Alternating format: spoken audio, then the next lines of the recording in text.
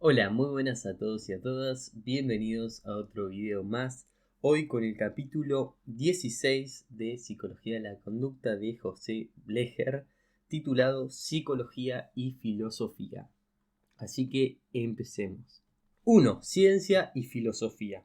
Entre ciencia y filosofía han existido y siguen existiendo muy estrechas relaciones. Al igual que todas las ciencias, la psicología procede también de la filosofía, de la cual se ha separado e integrado progresivamente como campo científico, en cierta medida delimitado.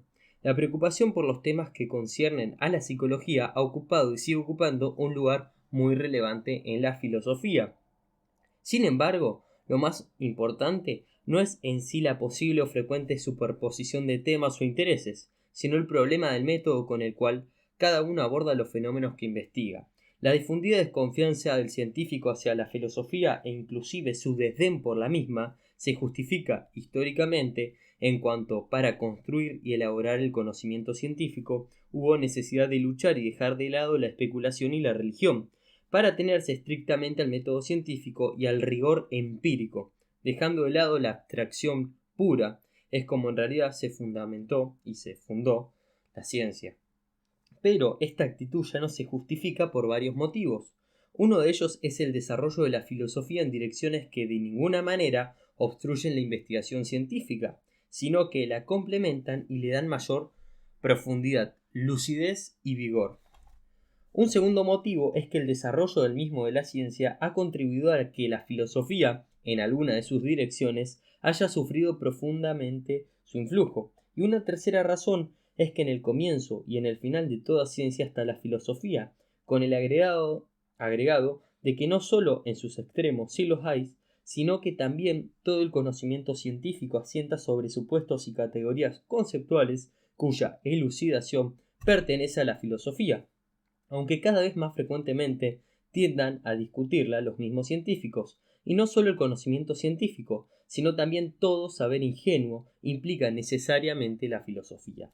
El abismo y oposición entre filosofía y ciencia ha cedido en muchos aspectos, no solo con una gradual incorporación de la filosofía por los científicos, sino también por un replanteo de toda la filosofía. En la actualidad es dable exigir del filósofo una buena preparación teórico-práctica, por lo menos en un campo científico, y se hace imprescindible exigir al hombre de ciencia una buena preparación filosófica, por lo menos en dialéctica y epistemología.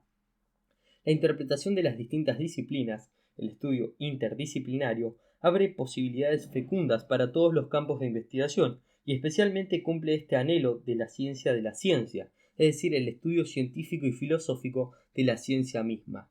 Podemos decir que no hay psicología sin filosofía, pero la psicología no es filosofía. La psicología es un campo particular que no se fuma dentro de la filosofía, aun con las estrechas relaciones que guarda con ella. La ciencia, por sus propias limitaciones metodológicas, estudia problemas concretos y accesibles a la investigación. La biología, por ejemplo, estudia los seres vivos o los fenómenos de la vida, pero esta definición, sin embargo, no delimita el alcance del objeto de la biología. A esta, como ciencia, le incumbe estudiar fenómenos concretos, la función respiratoria, digestiva, etc. Pero muchos grandes problemas vinculados a la vida no le conciernen a la biología como tal, a saber la definición estricta y ajustada de lo que es el fenómeno vital, el sentido de la vida, los valores de la vida, etc. Todo esto pertenece a la filosofía en mucho mayor grado, aunque dicha investigación filosófica se realiza a continuación o teniendo en cuenta los datos de carácter científico de la biología. A su vez, esta ciencia trabaja en los fenómenos concretos con implicaciones muy estrechamente vinculadas a la investigación filosófica. La psicología como ciencia debe estudiar fenómenos concretos. La definición de la psicología como ciencia que estudia los fenómenos psíquicos o el alma dice tanto como la definición de la biología como estudio de las fuerzas vitales o aún menos. Estas son derivaciones generalizadas y abstractas que corresponden estrictamente a la filosofía. En el campo científico, el biólogo estudia concretamente la concentración de un músculo o el ritmo del corazón o la oxigenación del tejido. El psicólogo, en cuanto científico, aborda problemas concretos con métodos científicos y sus esquemas conceptuales. Si bien deben ser generalizaciones, no por ello deben diluir lo concreto en un abstracto inexistente. Todas las definiciones y todos los postulados, hipótesis y teorías en el campo psicológico deben referirse a los fenómenos estudiados y no a inferencias de carácter metafísico que se transforman en entes reales, de los cuales a su vez se hace depender los fenómenos. El psicólogo, como todo científico, tiene derecho y necesidad de entrar en teorías generalizadoras muy amplias, tanto como en el campo de la especulación, pero en este último caso tiene la obligación de conocer cuándo ha trascendido el límite de los datos que se puede verificar y no conceder el mismo valor a los datos extraídos con la metodología científica y a las indiferencias que la rebasan. Debe además, en todo lo posible, reconocer los supuestos con los cuales está trabajando. 2. Materialismo e idealismo. En todos los campos científicos, tanto como en la filosofía, el problema de idealismo o materialismo es fundamental, y aunque no se los explicite o defina, está implicado en toda la tarea de investigación y por lo tanto también en la psicología. La relación y la primacía que se establece entre sujeto y objeto, imágenes y pensamientos por un lado y la realidad por otro, entre espíritu y materia, definen en un sentido al idealismo y en el otro al materialismo. Pero no se trata solamente de dos posiciones filosóficas, sino de dos posiciones ideológicas y políticas. El idealismo está ligado con todas las fuerzas que tienden a mantener un estatus social, económico y político, y es el producto de ellas, mientras que el materialismo es la ideología de que todas las fuerzas renovadoras, de todo lo que incrementa y posibilita el poder del hombre sobre la naturaleza y sobre la propia organización social. Materialismo e idealismo son las tendencias finales del pensamiento filosófico y científico de todas las épocas. El materialismo floreció, en primer término, entre los escolásticos ingleses, especialmente con Bacon y su primera formulación, que fue la de los nominalistas. Realismo y nominalismo fueron las dos tendencias principales de la escolasia y se corresponden respectivamente con el idealismo y el materialismo. Para los nominalistas, Dan Scott, Guillermo Ockham, las nociones generales no existen antes que las cosas, únicamente existen el individuo y lo individual, mientras que los conceptos generales existen solo de nombre y designan reuniones de individuos. Para los realistas, por ejemplo Anselmo de Canterbury o Tomás de Aquino, lo que existen son los universales. Debemos desde ya descartar una posición vulgar y peyorativa que resulta de la extensión al lenguaje filosófico de aceptaciones que permanecen a otro orden de las cosas y que consiste en llamar materialista al sujeto al que solo le interesa gozar de la vida y de los placeres, despreocupándose y descartando los valores espirituales. Confusión en la que ya históricamente se incurrió en el epicureísmo y en designar como idealista a la persona noble, generosa, elevada, sacrificada. Son acepciones que nada tienen que ver con el distingo filosófico que estudiamos. Un materialista filosófico puede ser un idealista en su acepción vulgar y viceversa. La oposición materialismo o idealismo se plantea tanto en el campo gnoseológico, en la teoría del conocimiento, como en el ontológico, el estudio de los entes. Pero hay un vínculo tan estrecho entre ambos que con gran frecuencia se superponen o correlacionan muy estrechamente, razón por la cual serán expuestos sin mayores distingos. Se puede decir que la relación sujeto-objeto pertenece a la gnoseología, mientras que las relaciones entre materia, vida y mente corresponden a la ontología. 3. Idealismo. El idealismo ha guardado y sigue guardando muy estrechos vínculos con la religión. Se caracteriza fundamentalmente por conceder prioridad al espíritu sobre la materia, al sujeto sobre el objeto, al pensamiento y la conciencia sobre los objetos del mundo externo. Implica, por lo menos, algunos de los siguientes planteos. 1. Incluir fuerzas y entidades ajenas al propio curso de los fenómenos naturales, como es el caso, por ejemplo, de las siguientes afirmaciones. A. Que Dios hizo y gobierna el mundo. B. El mundo deriva de la transformación, alienación, de un espíritu absoluto, posición del idealismo objetivo de Hegel. Y C. El espíritu gobierna la materia. 2. Partir de los procesos psíquicos para explicar todos los otros fenómenos y hechos, como por ejemplo A. Que el mundo solo existe en nuestra conciencia, cuya posición extrema está dada en Berkeley y Fichte, en el idealismo subjetivo, también conocido como solipsismo. B. Las cosas son según las ideas que de ellas tenemos. C. Las ideas gobiernan el mundo. D. La bondad y la maldad explican nuestra conducta como seres humanos y nuestra organización social. 3. Trasladar o realizar una transposición de leyes y categorías correspondientes a un campo científico particular, a otro nivel de integración de los fenómenos, como por ejemplo A.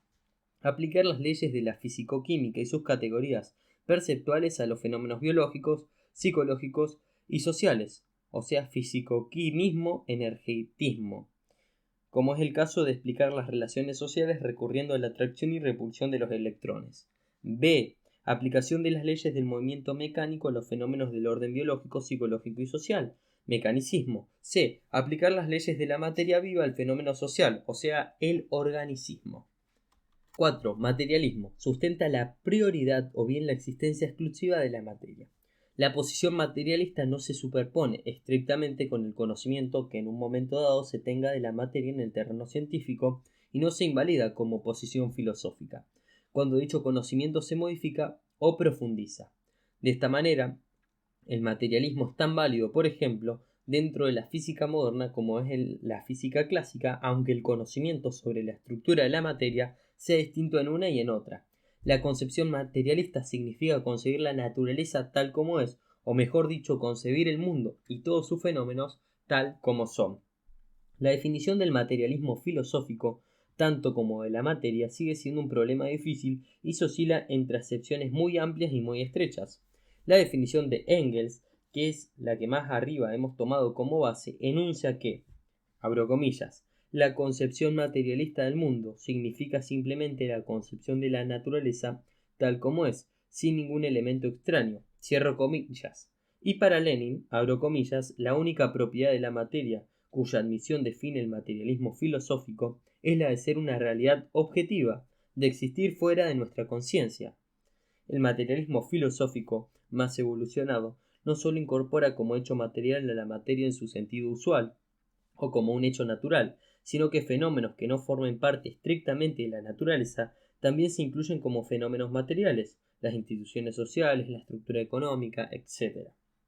Se superpone en gran medida con el concepto de la materia con el de los hechos, sucesos y fenómenos reales, tal como ocurren o se dan.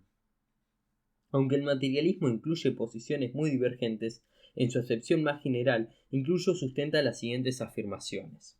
1. Entre materia y espíritu, la materia es lo primordial. 2. Afirma la existencia de un mundo objetivo, externo, que existe independientemente de lo que sea percibido o no.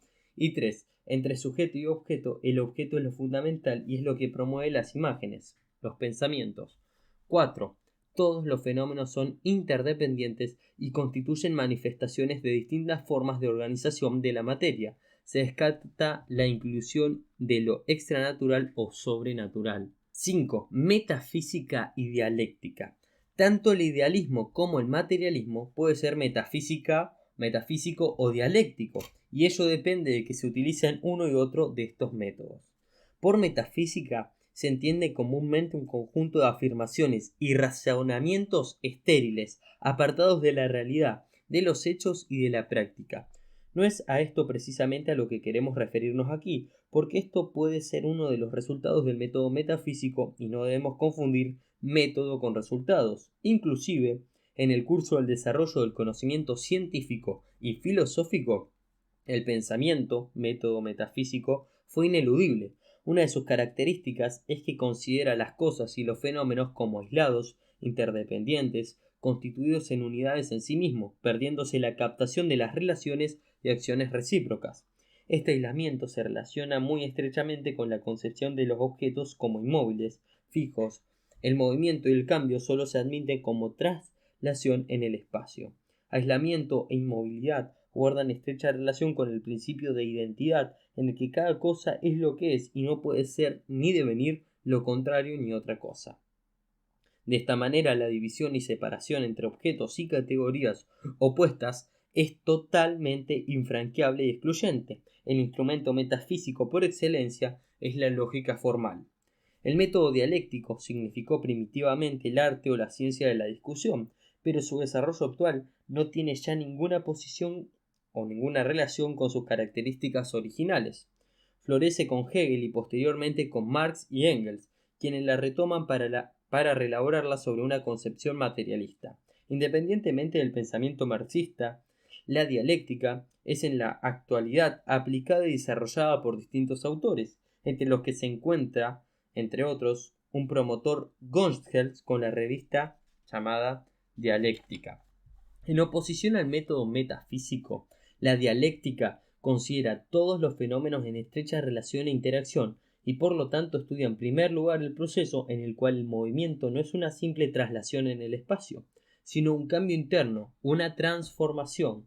El proceso de interrelación y cambio hace que la unidad e identidad de cada objeto sea considerada de manera distinta que en el método metafísico, porque en cada objeto, en su unidad, hay un proceso de movimiento y cambio interno, dado por una lucha de contrarios, de tal manera que la unidad implica siempre la existencia de contradicciones y lucha en su seno, lucha que pasa por momentos y grados distintos y en la cual las contradicciones se resuelven en una síntesis superior, pero originando ya en el curso de la síntesis los gérmenes de una nueva contradicción. Entonces, el método metafísico tiene las siguientes características. A. Estudia los fenómenos y objetos en forma aislada. B. Cada objeto es fijo e invariable. C. Admite el movimiento como traslación en el espacio. Y D. No se admite la contradicción. Por otro lado, las características del método dialéctico son: A. Estudia en permanente interdependencia y acción recíproca. B. Todo está en cambio y movimiento. C. El movimiento es interno y transformador. D. La contradicción es el núcleo de todo lo que existe. La dialéctica supera el método metafísico, pero no lo elimina, sino que lo contiene, superándolo. El método metafísico dentro del proceso dialéctico solo estudia o considera momentos del proceso. La limitación de la metafísica estriba en tomar cada momento como totalidad en sí.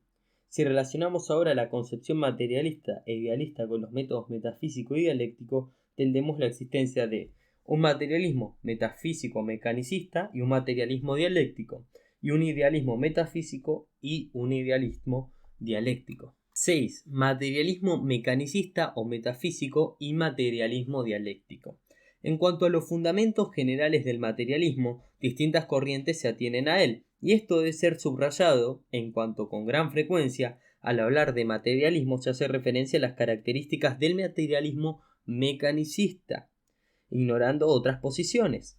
El materialismo tiene también un desarrollo histórico, y si bien el materialismo mecanicista supera a todos los existentes antes de él, queda a su vez superado por el materialismo dialéctico. Por eso, al ignorar a este último, se incurre en una gravísima omisión.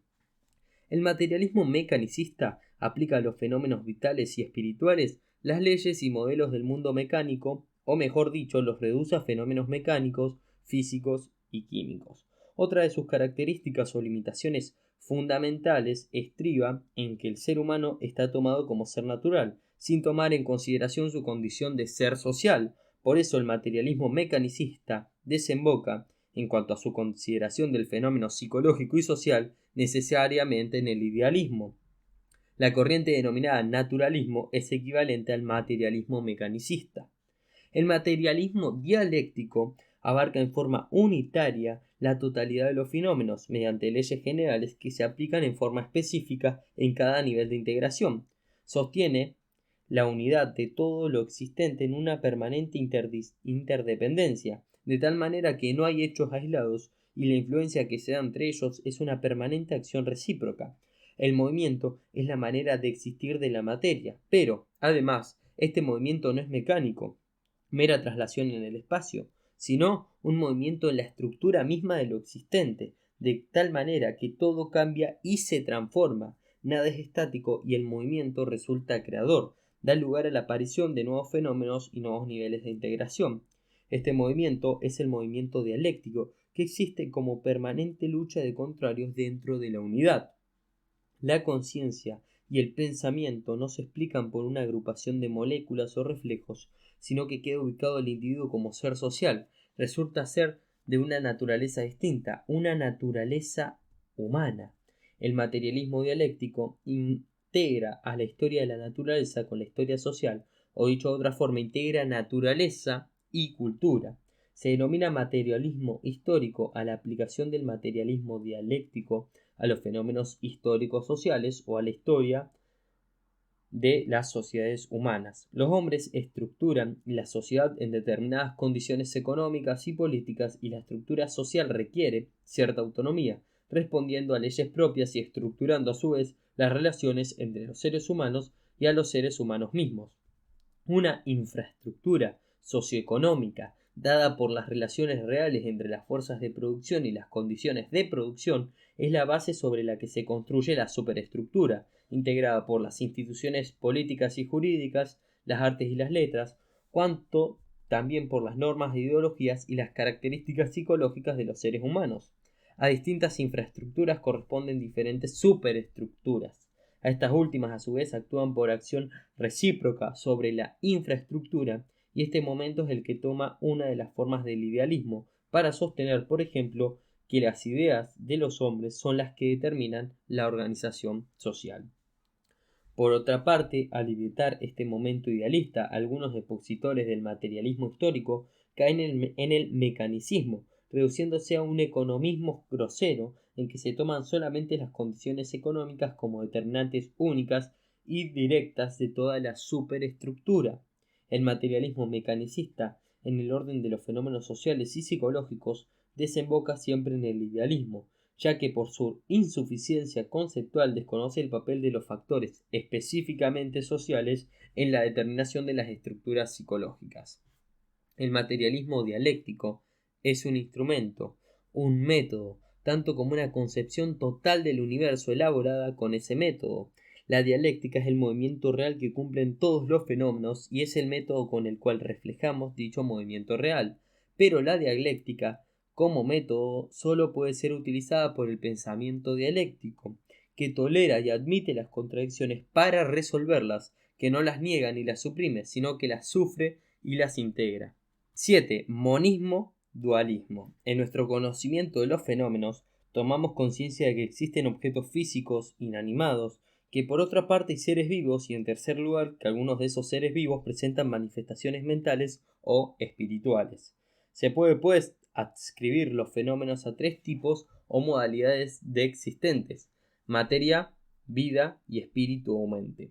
De la combinación genética de estos tres surgen posiciones filosóficas muy variadas que repercuten en toda la psicología y en general en todas las ciencias. Tenemos el trismo. Son todas las posiciones que afirman la no existencia de ningún nexo genético entre materia, vida y espíritu. Cada uno de ellos constituye un fenómeno peculiar que responde a esencias totalmente independientes entre sí y absolutamente no transformables unas en otras. Es una posición idealista que prácticamente no configura una posición filosófica actual vigente. Monismo. Se llama así a toda la posición que reduce genéticamente todos los fenómenos, en última instancia, a una sola unidad fundamental de la materia o al espíritu o algún equivalente de este último. De ahí dos tipos del monismo, uno materialista y otro idealista. Monismo materialista. Afirma que tanto la vida como las manifestaciones mentales o espirituales no dependen de entidades especiales propias, sino que son cualidades que emergen o derivan de una alta y más perfecta organización de la materia, y que ésta es, en última instancia, la misma que todos los tipos de fenómenos. El único monismo materialista consecuente es el materialismo dialéctico, que se debe distinguir del materialismo mecanicista o metafísico. Después tenemos el monismo idealista. Es la posición filosófica y científica que sustenta que el origen último de todos los fenómenos y de todo lo existente es un algo ajeno o distinto a la materia o la naturaleza, y se incluyen en él, por ejemplo, las religiones, el idealismo subjetivo, el solipismo de Fichte y Berkeley, el idealismo objetivo de Hegel, o sea, el espíritu absoluto. También el espiritualismo afirma que el espíritu existe como realidad distinta de la materia a la que anima y dirige, está muy relacionado con los sistemas religiosos, y el animismo, que atribuye a todos los objetos de la naturaleza la posesión de un alma y una sensibilidad correspondiente, análoga a la que el ser humano percibe de sí mismo, la forma del espiritualismo. Por otro lado, conduce al fetichismo, en que se atribuye a los objetos fuerzas ocultas y poderes sobrenaturales, Hilozoísmo es una doctrina según la cual la vida y la sensibilidad son inherentes a todas las cosas de la naturaleza, y aun con su estrecha relación con el animismo, puede o no reconocer que ello es el resultado de la existencia del alma. También en el monismo idealista tenemos el vitalismo, que postula la existencia original de una fuerza o principio vital, dado que considera que ninguna organización de la materia inanimada puede ser que ella adquiera vida por sí misma, postulada entre otros por Dietrich y von Uexküll. Energitismo. Deriva todo lo existente de una energía que es anterior e independiente de la materia y de característica o naturaleza distinta de la misma. Uno de sus representantes fue Oswald, y en el campo de la psicología pertenece al energetismo parcialmente de la concepción de Freud y la de Jung. Spearman postula también una energía mental cuya medida es el factor G. Monismo neutral. Nombre dado por Schaeffer a la posición que acepta la existencia de la mente y la materia, pero ambas como estructuras derivadas de una sustancia más primitiva que no es ni mente ni material. Russell sostiene en este sentido que los materiales del mundo no son ni mentales ni físicos, sino sucesos neutrales que pueden ser ordenados de distintas maneras. Afirma que puede ser científicamente más provechoso distinguir sucesos físicos y mentales por los sistemas de relaciones a los cuales pertenecen con preferencia, que distinguir clases de hechos u cosas. Esta es la teoría del doble aspecto de Stout, que sostiene que todo fenómeno de la vida humana tiene dos aspectos, uno físico y otro mental. Después tenemos el dualismo. Se denomina así a toda la posición filosófica que reduce los fenómenos a dos tipos de sustancias o entidades últimas que, según los sistemas, pueden o no intercambiarse entre sí, pero no pueden transformarse el uno en el otro. Todas las posiciones dualistas desde el punto de vista ontológico son idealistas de una u otra manera o en un momento dado. Tienen tres variables fundamentales. A. Reconocimiento de la materia por un lado, mientras se hace depender por otro los fenómenos vitales y espirituales de un principio vital. B. Similar al anterior, con la modificación de que en lugar de un principio vital postule la existencia de un alma o un espíritu. Y C. Acepta la vida también depende de la materia, pero los fenómenos mentales son totalmente independientes y distintos porque dependen de la existencia del alma o del espíritu. Después tenemos el interaccionismo, una forma de dualismo desarrollada por Locke, en la que el cuerpo y el espíritu son principios diferentes, cada uno de los cuales actuaría sobre el otro. Después tenemos el epifenomenalismo, transacción idealista del dualismo, que consiste en afirmar que la conciencia es un producto colateral o accesorio de los procesos orgánicos o nerviosos, pero que no ejerce además ninguna influencia sobre el proceso básico, algo así como la sombra con respecto al cuerpo o el ruido respecto al motor que lo produce. En síntesis, el cuerpo influye sobre el espíritu, pero no a la inversa, sostenidos por ejemplo por Huxley. Después tenemos el paralelismo, esta posición que en una época se conoció como ocasionalismo, es una forma de dualismo que trata de conciliar o establecer un acuerdo entre cuerpo y alma o fenómenos orgánicos y psíquicos sin la aceptación de una acción recíproca. A ella pertenece la concepción de la armonía preestablecida por Leibniz, en la cual se admite cuerpo y alma como dos sustancias distintas entre las cuales no hay ningún nexo, pero que funcionan como dos relojes que indican la misma hora, pero sin influir el uno sobre el otro. Fechner modificó esta hipótesis emitiendo la opinión monista de que dos relojes no son más que uno solo, porque alma y materia son como la cara cóncava y convexa de un mismo cristal. Esta última ya no pertenece al dualismo, sino a una teoría del doble aspecto, o sea, lo que hablábamos recién como monismo neutral. El paralelismo, concebido como lo hacía Leibniz, pertenece prácticamente a la historia de la filosofía y de la psicología. En la actualidad hay ciertas discrepancias entre los autores que definen o se deciden por la posición paralelista.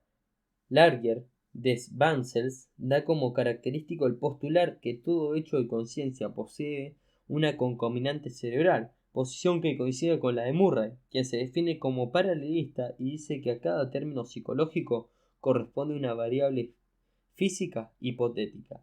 Difieren con las concepciones de Mach, para quienes estos supuestos anteriores, que de cada fenómeno psíquico corresponde otro físico, son rebasados por el principio del paralelismo, porque éste niega, además, toda solución de continuidad entre el dominio psíquico y lo físico. Viquera define el paralelismo psicofísico como la negación de toda la relación causal entre lo físico y lo psíquico, afirmando una mera coexistencia.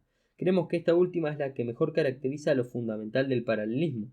Schlieder caracteriza el paralelismo de una manera que corresponde mejor al epifenomenalismo, porque dice que, abro comillas, lo decisivo y actuante no es lo que yo vivo psíquicamente como decisión, sino aquellos procesos que transcurren paralelamente en el organismo, simultáneamente a aquella, toda transconsciencia alguna.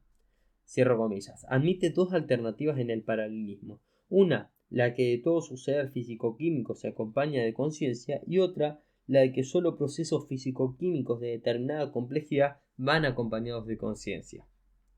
Flournoy diferencia entre el principio del paralelismo psicofisiológico y el principio del dualismo psicofisiológico, definiendo el primero como sigue, abro comillas, todo fenómeno psíquico tiene una concominante fisiológica determinada, cierro comillas, mientras que el segundo principio establece que no hay ningún nexo entre los fenómenos psíquicos y los fisiológicos, sino solamente concominancia. Y por último tenemos lo que se conoce como el isoformismo, principio postulado por la psicología de la Gestalt, según la cual hay entre el fenómeno psicológico y el cerebral una concominancia estructural. Kohler lo formula así, abro comillas.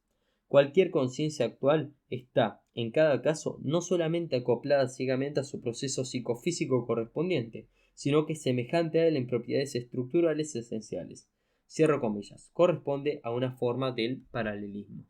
8. Psicología, idealismo y materialismo.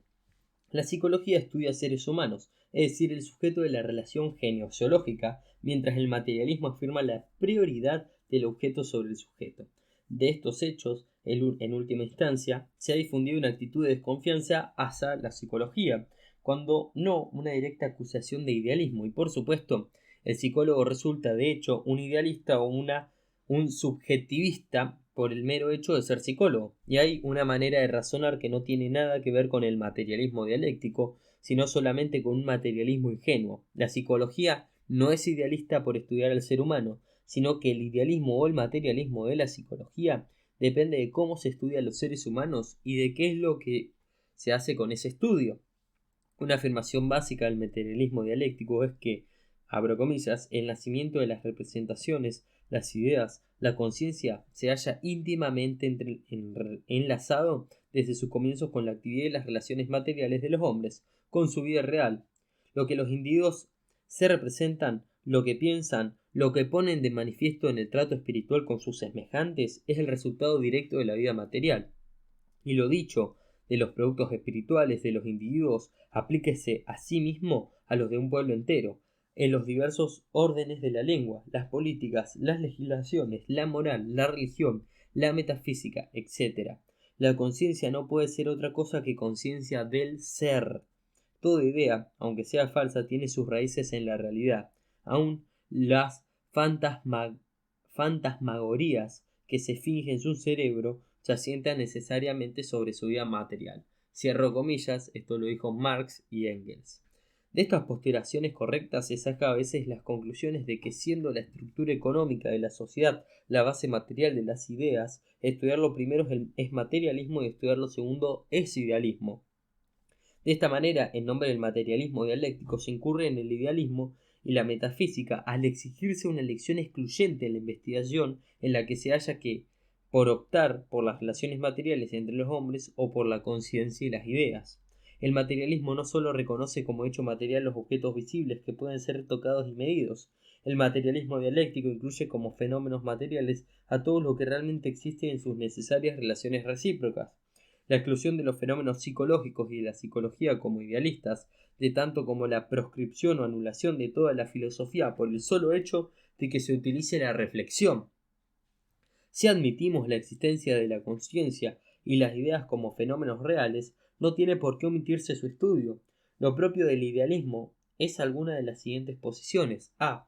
Superponer las ideas y la conciencia como un único existente. B. Admitir como lo primario y decisivo ambas, afirmando, por ejemplo, que los hombres regulan la vida económica según como lo decidan o piensen. C. Aplicar el método metafísico de aislamiento de los fenómenos como existentes con independencia absoluta. D. Incorporar a la realidad, y como si fueran reales, abstracciones de las que primeras se hacen depender los fenómenos materiales, por ejemplo Dios, espíritu, absoluto, etc.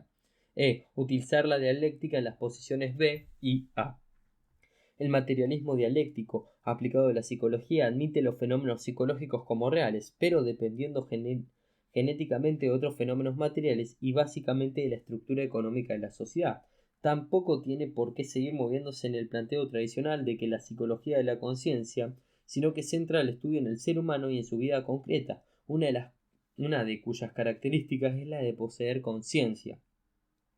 El hecho material de que ocupa la psicología no es el cerebro ni la estructura económica, sino la vida misma de los seres humanos, y al estudiar en su más alto nivel de integración aporta un estudio fragmentario, como el de todas las ciencias, pero que no se invalida por este solo hecho. Además, el materialismo dialéctico nunca ha dejado de reconocer el papel decisivo que juega la conciencia de los hombres en el desarrollo histórico.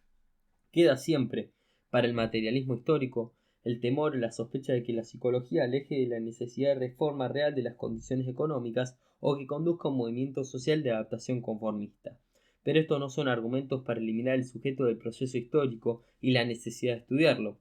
Lo contrario es utilizar el materialismo dialéctico de manera formal, simplificada, escolástica, estereotipada, en una palabra, materialismo dialéctico sin dialéctica. Los fenómenos psicológicos guardan una necesaria dependencia y relativa interdependencia. Toda independencia es siempre relativa, de las condiciones materiales en las cuales el ser humano desarrolla su vida, y entre ambos no hay una relación directa y lineal de causa-efecto, ni tampoco una relación unidireccional. Así como se plantea la confusión entre sujeto y objeto, y entre ser humano y estructura económica, existe también un equívoco entre el estudio de la psicología y el estudio del cerebro. Se supone que con frecuencia estudiar el cerebro es expresión de una posición materialista y estudiar psicología implica una posición idealista. Y para evitar esta última se piensa en una psicología científica debe limitarse al estudio del cerebro. Hay aquí un error fundamental. Por importante que sea, y eso no se discute, el estudio del cerebro no es psicología, ni siquiera es la base científica de la psicología. Estas posiciones que no admitimos parten del supuesto de que el materialismo solo considera material a la naturaleza física, y dado que el cerebro forma parte de la misma, su estudio implica una psicología materialista. Es verdad que sin cerebro no hay fenómenos psicológicos, pero estos últimos son algo más que el cerebro, así como el ser humano no es solo cerebro. Materialismo dialéctico no es mecanicismo, y la diferencia estriba no solo en la posición antimetafísica y dialéctica, sino en incorporar los fenómenos sociales, económicos y culturales como hechos materiales. El materialismo mecanicista ya había incorporado al ser humano a la naturaleza considerándolo como parte integrante de la misma, y el materialismo dialéctico completa este proceso de integración, incorporando el medio humano como el medio natural del hombre. No solo el hombre es producto de la naturaleza y del medio, sino que este medio es social y además producto de la actividad de los hombres. Transformando el medio, se transforma el hombre a sí mismo. La psicología no tiene necesariamente que oponerse a esto, ni tampoco llevar implícito inexorablemente el supuesto inverso de carácter idealista.